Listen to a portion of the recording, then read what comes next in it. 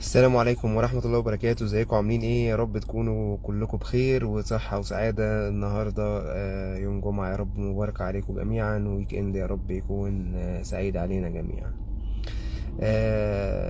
النهاردة جايين نجاوب على سؤال جاوبنا عليه كتير قبل كده الصراحة، وكلمنا فيه موضوع الكانسر بيجي منين اصلا، والخلية السرطانية دي بتيجي منين، وايه اللي بيخليها تكبر، وايه اللي بيخليها تطلع اصلا، ايه اللي بيخليها تفلت من جهاز المناعة بتاعنا، ايه اللي بيخليها تفلت من ان الجسم بتاعنا يدمرها او هي تدمر نفسها بنفسها قبل ما تتحول لسرطان او ورم لا قدر الله. هتلاقوا تفاصيل كتير قوي في سلسلة كنا بدأناها اسمها السرطان أصل الحكاية. هتلاقوا في اول حلقتين تقريبا موضوع الاورام بتيجي منين، الخليه السرطانيه اصلا بتبقى طبيعيه، وبعدين ايه اللي بيأثر فيها يخليها تبقى خليه سرطانيه، وبعد كده تعمل ورم، وبعد كده الورم ده يبدأ يخرج عن السيطرة، وإن الجسم ما يقدرش يكسره أو يتعرف عليه من البداية. قلنا عوامل كتير جدا جدا جدا، والعوامل اللي بتساعد على السرطان كتير. طبعا بتختلف من اماكن ظهور الورم من مكان للتاني. يعني مثلا سرطانات الجهاز الهضمي ليها عوامل مساعده عوامل مساعده معينه عن سرطانات الثدي، سرطانات العظام. كل حاجه بيبقى ليها عوامل خطوره او عوامل بتزيد من خطوره ظهور السرطان في الاماكن دي. وفي عوامل عامه زي الطفرات الجينية، الوراثة، خلل في جهاز المناعة، حاجات كتير برضو بتبقى تحت الحاجات العامة. ان ده حاجة عامة، اللي موجود عنده مثلا مشكلة في جينات معينة يبقى عنده موضوع تصليح الدي ان ايه بتاعه، الحمض النووي لو باظ بيبقى اقل شويه، فبيبقى عرضه لظهور سرطانات عموما في كذا مكان من اماكن الجسم. بحيث مثلا لا، انت مثلا لو كلت لحوم مصنعه او تعرضت للاشعاع او عملت كذا او كذا وكذا، بيبقى في اماكن معينه ممكن يظهر فيها السرطان عن غيرها لو تعرضت للعوامل دي. طيب خلينا نقول بقى السؤال اللي احنا سألناه والإجابات كتير عليه، اللي هو السرطان بيرجع ليه؟ يعني خلينا في زي ما قلنا في الأول، عشان نعرف السرطان ده بيجي منين أساسا. نرجع لسلسلة السرطان أصل الحكاية. هنلاقي على القناة موجودة الحلقات. أول حلقتين احنا بنناقش أصلا الكانسر بيجي منين، أو الخلية بتبقى سرطانية ليه، وبتتحول وتعمل سرطان ليه. طيب دلوقتي بقى الموضوع، يعني لا قدر الله مريض الأورام، يعني حصل له ورم لا قدر الله واتعالجنا منه. سواء زي ما احنا اتفقنا في الاول، برضو عدنا الكلام ده كتير قوي، ان الاورام دايما او في غالبيه الاحيان بنقسمها لاربع مراحل. المرحله الاولى والثانيه والثالثه دول بيبقى منهم فيهم تمام الشفاء، ان احنا نوصل لشفاء تام، ان احنا نشيل الورم خالص، وبعد كده ناخد علاجات مكمله زي الكيماوي، الاشعاعي، الهرموني، المناعي، اي حاجه من الاساليب العلاج المختلفه. بنعمل كومباينيشن ما بينها وبين الجراحه او ما بين الاشعاع عشان نتخلص من الورم تماما ويبقى الورم مشي 100%. اما المرحله الرابعه ففي منها قلنا قسمناها مجموعتين: القابله للشفاء اللي احنا بندي فيها علاج وبيكون الانتشار فيها بسيط مش قوي، او غير قابله للشفاء ولكن قابله للسيطره، وساعتها احنا بندي العلاجات دي بهدف السيطره على الورم ومنع ان هو يتطور للأسوأ. فخلينا نتكلم على المراحل الأولانية الثلاثة اللي احنا فيهم بنقضي على الورم تماما، ان احنا شلنا الورم سواء بالجراحة في معظم الأحيان، أو قلنا في بعض الأحيان قليلة ممكن نلجأ للإشعاع الجراحي، وادينا علاجات مكملة تكميلية وقائية عشان المرض ما يرجعش تاني، زي العلاج الهرموني والعلاج الكيماوي والإشعاعي والمناعي والموجه وأنواع العلاج المختلفة اللي بنسمع عنها أو بنستخدمها. لو خدنا مثلا موضوع زي سرطان الثدي كمثال، المرحلة الأولى أو الثانية أو الثالثة، المراحل المبكرة بنبدأ بالجراحة مثلا الأول، وبعدين ناخد العلاجات الكيماوي والإشعاعي والهرموني والموجه على أساس التحليل البيولوجي للورم. والاورام والمرحله الثالثه مثلا ساعات بنحتاج ان احنا ندي علاج الاول في الاول مبدئي، وبعدين نكمل بالجراحه، وبعد كده نكمل مشوار العلاج بتاعنا بعد كده. السؤال اتكرر كتير، هو ممكن السرطان يرجع؟ انا مثلا خلاص عملت الخلايا في الاكثر شيوعا، برضو انا خلاص عملت العمليه وماشي على الدكتور قال لي بقى انت ليكي علاج وقائي مثلا كيماوي، هل 4 جلسات 6 جلسات 8 جلسات، وبعد كده قال لي ليكي علاج اشعاعي موضعي مثلا، وبعد كده قال لي ليكي علاج هرموني 5 سنين او 10 سنين زي ما الحاله بتكون محتاجه. هل الورم ممكن يرجع اثناء العلاج؟ يعني عشان برضو نكون صراحة، الورم ممكن، بصوا الأورام الكانسر عموما احنا فهمنا منه كتير في خلال السنين اللي فاتت كلها، وخلال آخر سنين احنا فهمنا عنه أكتر وكيفية العلاج بتتم ازاي وهو بيعمل ايه، ولكن في حاجات برضو من الصورة مش مفهومة، لا زال في جزء كبير مش يعني نقدر نقول احنا فهمنا ممكن أقول نسبة 70-75%، ولكن لا زالت نسبة كبيرة لسه مش مفهومة المرض ده بيتصرف ازاي. بدليل ان احنا ممكن نلاقي ناس عندها نفس معطيات البداية، يعني ناس مثلا 2 زي بعض بالظبط، مرحلة مثلا تانية من سرطان الثدي زي بعض، نفس السن نفس المعطيات كلها، حتى نفس البيولوجيا اللي هي مثلا اي ار وبي ار بوزيتيف، الهرمون بوزيتيف والموجه نيجاتيف مثلا، ونلاقي ان سيدة منهم ارتجع لها المرض وسيدة تانية ما ارتجع لهاش المرض. في ناس يعني طبعا في الإجابات اللي احنا شفناها أول حاجة بيقول لك دي حاجة بإيد ربنا. يا جماعة أنا قلت الموضوع ده 100,000 مرة، كل حاجة بإيد ربنا، مفيش حاجة مش بإيد ربنا، كل حاجة بإيد ربنا، الداء والدواء والشفاء وكل حاجة بإيد ربنا. فانا قصدي دايما لما اقول سؤال، او قصدي دايما لما اسال سؤال، ان ده الحاجات الدنيويه بتاعتنا احنا، ايه السبب، ده سبب دنيوي، مش هلاقي اجابه تقول لي لا ده بايد ربنا، لان كل حاجه بايد ربنا في البدايه والنهايه، احنا كده كده بنتكلم فيما بعد النقطه دي. طيب ايه تاني؟ واحد يقول لي الزعل والحاله النفسيه والحاجات دي، الحاجات دي كلها من الحاجات المقترح انها فعلا بتاثر، ولكن ما اقدرش اخدها بشكل اساسي. ليه؟ لان برضو في ناس بتبقى عندها نفس العوامل، والعامل النفسي مثلا ما يكونش بيأثر فيهم، او ما فيش عوامل نفسيه ما بينهم الاثنين، بس بلاقي كل واحد سلك غير التاني مع تثبيت العامل النفسي ان ما فيهوش مشكله، فلا في مشاكل تانية كتير ممكن تؤدي الى ان الورم يرجع، او الورم يبقى اشرس، او الورم لا يستجيب للعلاج.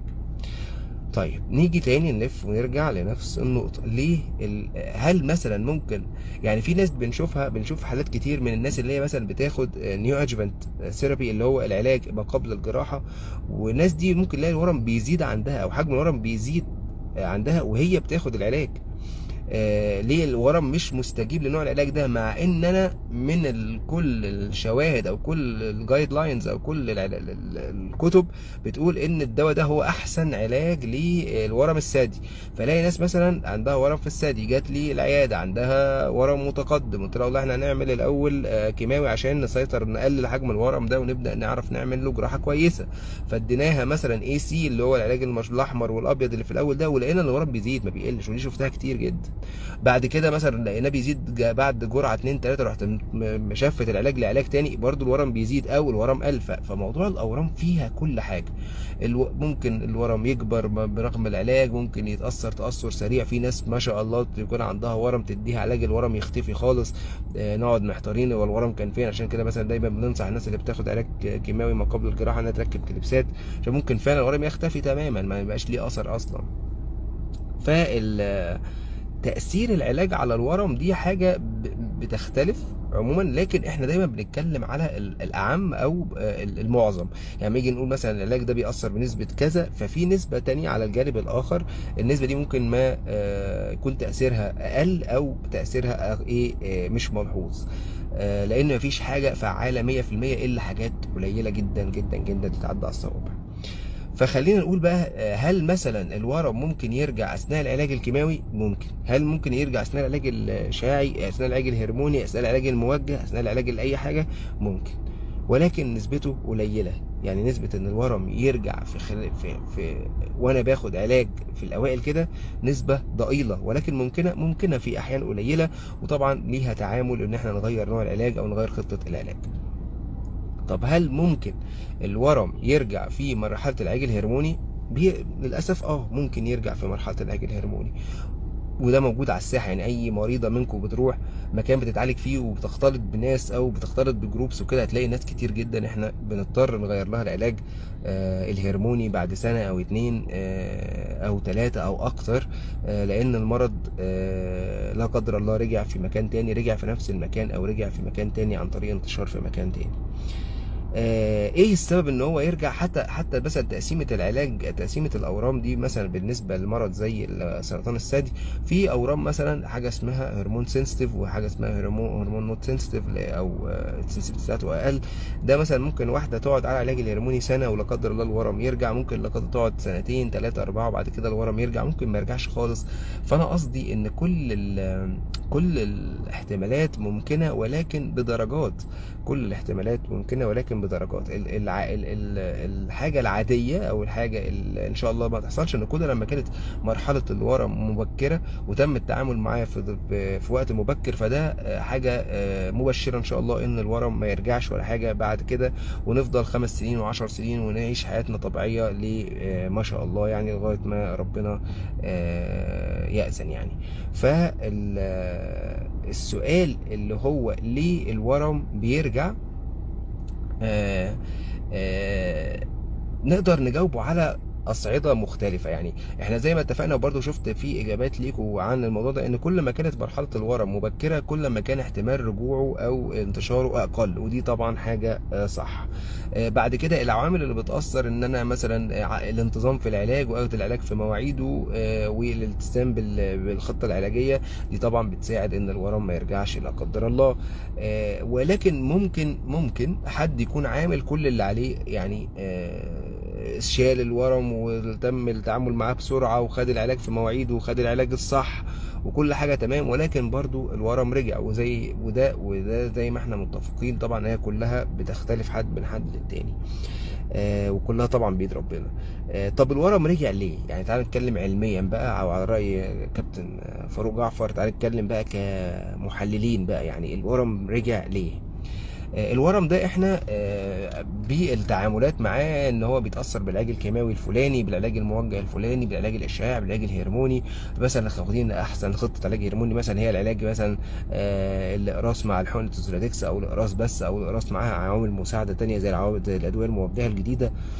الورم طول ما انا باخد الدواء ده الورم مثبط والورم ما مش موجود، وبعمل الفحوصات بتاعتي الدوريه ما فيش الحمد لله اي اثر للورم، والورم ولا رجع موضعيا ولا رجع في انتشار في اي عضو من اعضاء الجسم. ولكن فجاه بعد مثلا سنتين ثلاثه بعمل اشعه لقيت لا قدر الله بؤره في الكبد، بؤره في الرئه، في اي مكان تاني، او المرض بدا يرتجع سواء موضوعيا او سواء في مكان تاني. ليه الورم بعد ما كان الخلايا السرطانيه اللي هي اصلا مش موجوده؟ يعني انا المفروض ان انا شلت الورم وبعمل فحوصات ان الورم خلاص اختفى من جسمي، هو ايه اللي رجعه تاني؟ في نظريات كتير قوي قوي قوي في الموضوع ده. في نظريات بتقول ان بيبقى في خلايا ورميه لازالت موجوده وهي بتبقى خامله خالص، ما بتتحركش خالص، ممكن تظل سنين وممكن ما تنشطش تاني، ولكن ممكن تنشط للاسف في وقت ما وتبدا تعمل الارتجاع او تعمل الانتشار. في حاجة تانية بتقول ان الورم، لان السيدة دي او الشخص ده اللي ظهر الورم في اول مرة كان عنده عوامل خطورة لظهور الورم، فالعوامل نفسها دي مع الوقت ادت لظهور الورم مرة تانية بنفس المواصفات، ولكن المرة دي قدر كمان يخرج عن السيطرة وعن العلاج اللي انا بديه.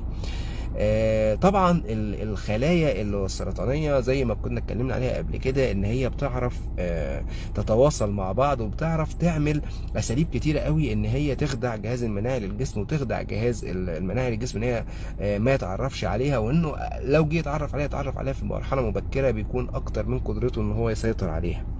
الخلايا دي احنا زي ما احنا عارفين ان الورم عباره عن ايه؟ عن خلايا اتجننت وخرجت على السيطره وبدات تتكاثر بطريقه بسرعه او سريعه. فعشان كده دايما العلاجات اللي احنا بناخدها سواء كيماوي سواء هرموني سواء موجه مناعي، الحاجات دي كلها هيبقى عايز اقفل الخلايا دي ان هي ما تتكاثرش وما تكبرش وما تعملش جروب من الخلايا السرطانيه واقضي عليها باسرع وقت ممكن. الخلايا دي زي ما قلنا احنا بتكلم بعض عن طريق قنوات او عن طريق تشانلز معينه ان هي تقدر تتواصل مع بعض، او ان هي تقدر تحفز نفسها على التكاثر وان هي تكبر وان هي تنقسم. الادويه اللي احنا بنديها مثلا زي العلاج الهرموني مثلا اللي هو اي ار وبي ار اللي احنا بيطلعوا في التحليل بتاع البيولوجي، او كمان الهير 2 اللي هو مثلا العلاج الموجه، دي حاجات الادويه دي بتروح تقفل ريسبتورز معينه. يعني الهير 2 مثلا هيرسبتين او التايكيرب او البرجيتا او الكاتسايلا، الادويه دي كلها راح تقفل ريسبتور معين او تشانل معينه او قناه معينه للتواصل جوه الخليه، بتخلي الخليه دي تتجنن. فالدواء ده رايح يقفل الحته دي بالذات. الاي ار والبي ار برضو رايحين يقفلوا المستقبلات الهرمونيه اللي على الخلايا، عشان الخليه ما تقدرش من خلالهم ان هي تكلم بعض او تحفز نفسها على الانقسام. طب هل في طرق تانية للخلايا ان هي تتكلم مع بعض او تحفز نفسها على الانقسام؟ في للاسف في حاجات تانية كتير ممكن الخلايا دي تكلم او تتحكم في تكاثرها بعيد عن سيطره الجسم من خلالها. الادويه دي دايما احنا بقى دلوقتي في تطور كل يوم، ان احنا بنحاول نبص على الطرق دي ايه والتشانلز دي ايه ونحاول نقفلها بادويه تانية، ولكن لا زالت الطريقه او امتى هيتحفز السكه دي او امتى هتتحفز القناه دي للتواصل ما بنبقاش عارفين. صعب انها تتعرف وما بنبقاش عارفين لغايه دلوقتي ان هي تتحفز امتى. يعني مثال مثلا سيده فاضله عندها ورم اتشال الحمد لله، خدت العلاج الكيماوي الوقائي وخدت الاشعاعي الوقائي وخدت الموجه سنه، ودلوقتي ماشيين على العلاج الهرموني والحمد لله سنه في الثانيه، وبعد كده للاسف فجاه الثالثه بتعمل التقييم بتاعها لقت المرض رجع مثلا في بؤره في الكبد او في بؤره في الرئه او حاجه. الورم ده رجع ليه؟ الورم ده رجع ليه؟ قلنا في سيوريز كتير، في نظريات كتير. قلنا ممكن يبقى في خليه سرطانيه نايمه خالص ما بتجيش باي حاجه وفجاه صحيت، عشان العوامل اللي كانت في البدايه ان الاورام عند السيده دي او الشخص ده اكثر لها يعني نسبه ان هي تظهر اكتر، وده اللي خلاها تظهر في الوقت الاولاني. او ان الخلايا اللي كانت مقفول عليها، يعني الخليه دي مش عارفه تتكلم الخليه دي لان انا قافل بقفل معين، الخليه دي لقت طريقه تانية للتواصل ما بينها اللي هي الخلايا السرطانيه، او الخليه نفسها لقت طريقه تانية ان هي تحفز نفسها على الانقسام وانها تكبر، بغض النظر عن القنوات اللي انا قافلها لها. يعني انا قافل، هي كانت بتتكسر عشان بيتكلموا في قناتين، انا قفلت القناتين دول، هي لقت قناه ثالثه. للاسف في قناه ثالثه، للاسف في قناه ثالثه وفي قناه رابعه وفي قناه خامسه، بس مين اللي يخلي القنوات دي تتحفز او يخلي القناه دي تتحفز بالذات في الشخص ده؟ الحاجات دي لسه كتير منها مش معروف. عشان كده لما مثلا واحده مثلا كانت بتاخد علاج هرموني ومثلا لقيت الورم رجع عندها، بعمل ايه؟ بغير العلاج. يعني مثلا بدي افينيتور ده حاجه اسمها اميتور انهبيتور. الاميتور ده عباره عن باس واي تاني او قناه تانيه، بحاول اقفلها. ممكن سيده تستجيب جدا للموضوع ده، وساعتها بيكون الاميتور ده مثلا هو اللي نشط عندها وخلى الخلايا ترجع. لو افرض ما استجابتش والمرض فضل يكبر تاني او يتكاثر تاني، ده دليل على ان مش دي القناه اللي اتحفزت ولكن قناه تانيه اللي اتحفزت. احنا ما عندناش طريقه نقدر نحسب بيها مين التشانل او مين الطريق اللي هيتحفز جديد عشان يخلي الخلايا السرطانيه تتواصل مع بعض او تخرج عن السيطره تاني. احنا كتير قوي من الاحيان ما بنقدرش نعرف الموضوع ده. ساعات في طرق معينه او في ادويه معينه او في امراض معينه بنقدر نعرفها عن طريق تحليل جيني، ولكن في كتير جدا من الحالات التانيه ما بنقدرش نعرف الموضوع ده اتنشط ليه، او اشمعنى الباسوي ده او الطريق ده هو اللي اتنشط فيه السيده دي عشان يعمل رجوع للسرطان، او ان السرطان ما يستجيبش للعلاج اللي احنا بناخده. الموضوع فيه تفاصيل كتير قوي وتفاصيله كلها علميه، وكتير قوي من التفاصيل دي حتى مجرد نظريات مفيش منها حاجه واضحه بدرجه كبيره. ولكن على ارض الواقع انت اللي دايما بتلاحظيه او السيده بتلاحظ ايه؟ ان لما الدكتور بيلاقي ان الورم رجع او الورم ما بيستجيبش بيغير العلاج. احنا ايه هدفنا بتغيير العلاج ده؟ ان احنا بنجرب نوع جديد من العلاج، نوع جديد بيقفل سكه جديده قد تكون ان هي اتنشطت في المريض فادى الموضوع ان هو ما يستجيبش العلاج، او ادى الموضوع ان هو المرض يرتجع في مكان تاني. طيب النقطة الأهم بقى، هو أنا مثلا لا قدر الله بعد ما المريض يعني اكتشف إن عنده كانسر ومشي وخد بالأسباب وعمل علاج وشال الورم وبياخد العلاج الوقائي والعلاج التحفظي وكل حاجة، هل يفضل بقى خايف إن أنا الورم هيرجع عندي؟ لا، مفيش حاجة اسمها كده. والا يبقى انا اخاف ان انا كل يوم لما انزل بالعربيه اعمل حادث، ان انا كل يوم لما اجي اسخن حاجه على البوتاجاز اتحرق، ان كل لما اعمل اكشن في عامل من الخطوره ان انا هتحصل لي المشكله على طول هي نسبه من الموضوع. يعني انا كل يوم اخد عربيتي وادورها وامشي في الشارع، لا قدر الله ممكن يحصل لي حادثه. لا كل يوم انا بحط حاجه على البوتاجاز او بسخن حاجه او بعمل اكل، ممكن لا قدر الله الحاجه دي تقع عليا تحرقني، ممكن اي اتلسع، ممكن البوتاجاز يحصل فيه مشكله. فكل حاجه في الدنيا انت بتعملها بيبقى فيها عامل من عوامل الخطوره. نفس بالظبط موضوع الاورام، انا دلوقتي خدت بالاسباب بتاعت ربنا، زي ما انا نزلت بالعربيه، ربطت الحزام، قعدت كويس، اتاكدت ان عربيتي تمام، كاوتشاتي تمام، وعلى بركه الله دورت وطلعت. في بعمل حاجه، عملت الحاجه كويس، اتاكدت ان الدنيا امان، الوسائل الزيت بتاع اللي بقى فيها الزيت بعيده عني، معرفش ايه كده، اللي هو خدت بيه الاسباب، وخدت بان العوامل الامان بتاعتي موجوده الحمد لله، وتوكلت على الله وبدات. انا اكتشفت ان عندي مرض معين، توكلت على الله، خدت بالاسباب. الناس بتعمل ايه يا جماعه؟ ايه الصح؟ 1 2 3 4 عملته.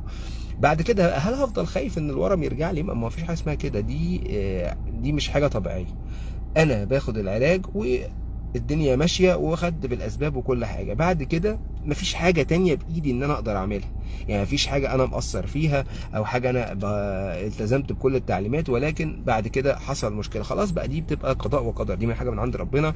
وساعتها ببدا اخد بالاسباب مره تانية، وابدا اشوف برضو ايه احسن سكه للعلاج في الموضوع ده، ايه احسن تعامل للموضوع ده، بعد كده بعمل بيه ايه. لان كل حاجه زي ما قلنا هي اولا واخيرا بايد ربنا. احنا بنفسر اللي بيحصل، بنقول ان حصل كذا، يعني مثلا ورم رجع ماشي، انا ببدا افسر، بقول انا والله ممكن يكون حصل 1، ممكن يكون حصل 2، ممكن يكون حصل 3.